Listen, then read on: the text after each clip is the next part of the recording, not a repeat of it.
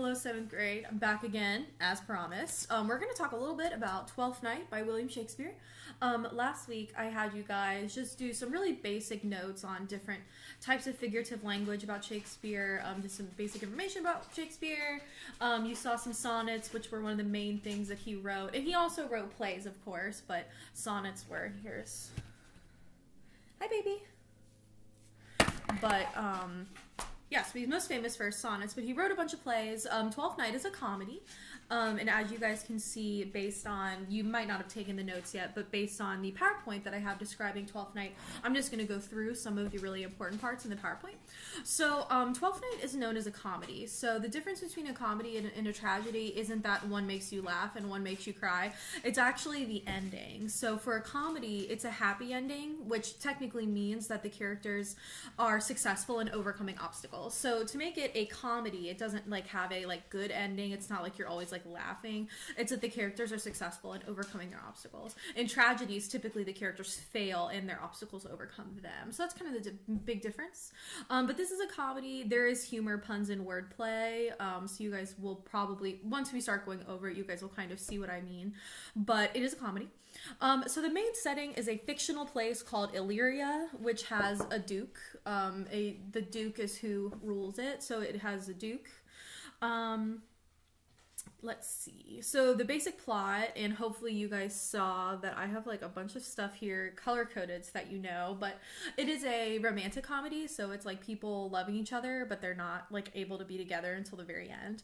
So the way it starts is that Orsino is the Duke of Illyria, and Viola and her brother wash up on shore because they're shipwrecked, right? So Orsino loves someone named Olivia. Olivia and Viola are different. I know you're like, that is really confusing. But Orsino loves this maiden in his town called Olivia, so he's in love with her. And then Olivia does not love Orsino back. When Viola and her brother Sebastian wash up on shore, they get tangled up into their little love triangle. So Viola and Sebastian are twins, so they look super similar, so they get shipwrecked. Sebastian is lost at the beginning, so Viola washes up with her captain, but Sebastian, her brother's nowhere to be found. But he's not dead, he'll come back, but he is nowhere to be found, so Viola's kind of on her own. So Viola decides to disguise herself as a boy so that she can go work for the Duke, so that she can figure out a way to get off of the island. So Viola disguises herself as a boy. Her name is Cesario, and she hangs out with Duke Orsino. Obviously, Cesario, Viola, falls in love with Duke Orsino, which is awkward because she's currently dressed as a boy. And then Viola has to help Orsino get Olivia to love him back. So while Viola is running back and forth doing all these errands, she ends up falling in love with Orsino, which is kind of difficult because she is a boy right now. And I don't believe, and obviously queerness back in the day was not super prominent. Shakespeare, there is a lot of evidence that Shakespeare himself was queer, but there's really nothing like that happening in this particular play, so I'm just letting you know before you ask, I'm just letting you know. And then Sebastian eventually will be found, and he will roll up, and because he and Viola look a lot alike, because they're twins, that kind of creates a problem. So Olivia ends up falling in love with Cesario, who is Viola disguised as a boy, and then Viola falls in love with Orsino, and Orsino is still in love with Olivia, so it's love triangle. And you guys can see that I have all of the characters for you. This is about She's the Man, which is this movie with Amanda Bynes from a long time ago, but it's the whole plot of Twelfth Night, but obviously the setting is different, but it's the whole plot. Like, Amanda Bynes disguises herself as a boy, which is her brother Sebastian, so she disguises herself as Sebastian, and then they're twins, so they look super similar. So I thought the pictures might help a little bit. And that's pretty much the basics for the plot. And obviously as we read through, we will get there so you can understand the plot a little bit better. So the way that the play opens up is with a super famous monologue that you guys may or may not have heard before. There is a choral rendition actually of some of the lyrics from this monologue. So that's kind of cool. But yeah, you may or may not have heard of it before. But it's Orsino's monologue. It is right at the beginning of Twelfth Night. You guys have the the Word document for this so that you can do a little bit of translation. So what you guys want to do is translate. So it's Act 1, Scene 1. I just have it pulled up on my phone. So Duke Orsino is in his palace, and obviously he is in love with Olivia, just this maiden, this wealthy maiden from his dukedom from Illyria, and he loves her, and he's thinking about her, and he says this: "If music be the food of love, play on. Give me excess of it, that, surfeiting, the appetite may sicken and so die. That strain again, it had a dying fall. Oh, it came o'er my ear like the sweet sound that breathes upon a bank of violets, stealing and giving odor. Enough, no more. 'Tis not so sweet now as it was before. O spirit of love, how quick and fresh art thou, that, notwithstanding thy capacity, receiveth as the sea, not enters there, of what validity and pitch soe'er, but falls into abatement and low price, even in a minute. So full of shapes is fancy, that it alone is high fantastical." So you're probably like, what in the world? So he's talking about love. Let's just go the first sentence, well, the first line. It's a stanza, so it's written like a poem, which is what we just did with sonnets.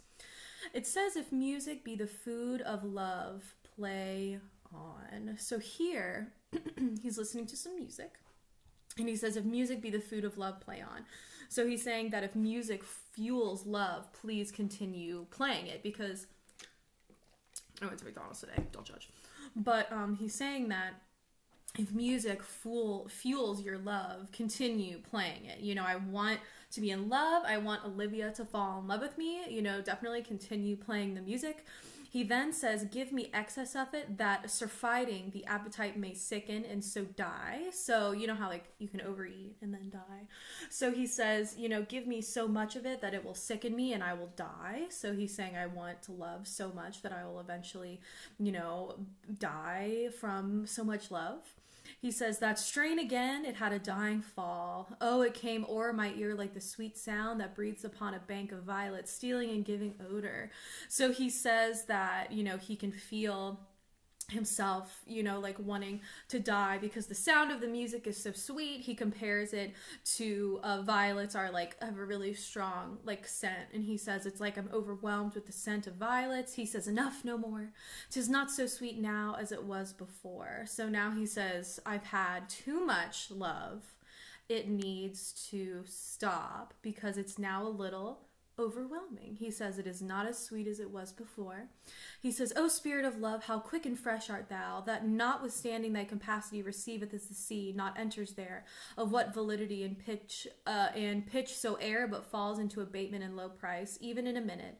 So full of shapes is fancy, that it alone is high fantastical." So he is saying here that being overwhelmed by love, he says, love is quick and fresh. So he says if you are overwhelmed with it, he talks about receiveth as the sea, not enters there, what validity and pitch soe'er. He kind of says you can drown in too much love. And he says that it is high fantastical.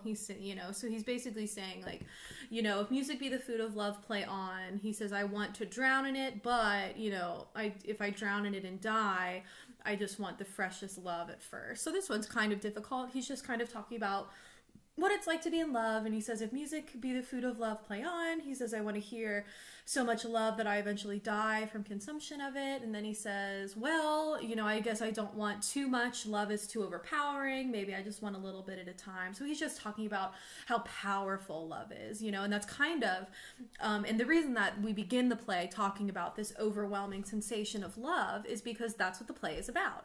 The play is a romantic comedy. So all of these people are falling in love, and it is totally driving them crazy. Orsino is in love with Olivia. He is very unrelenting.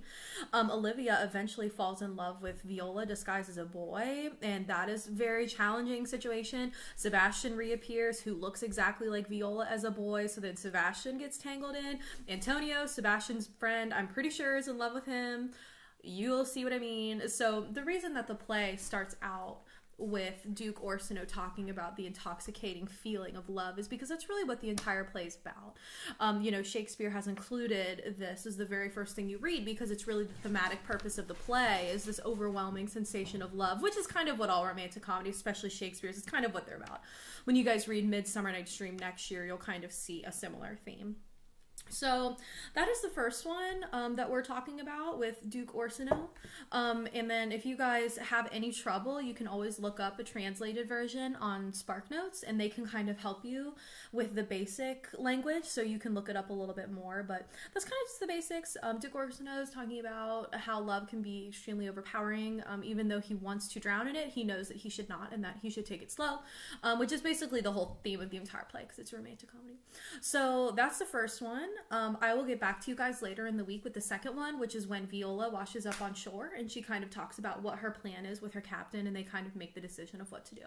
So I'll be back with that one later, but this is all I have for now. So good luck with the first one.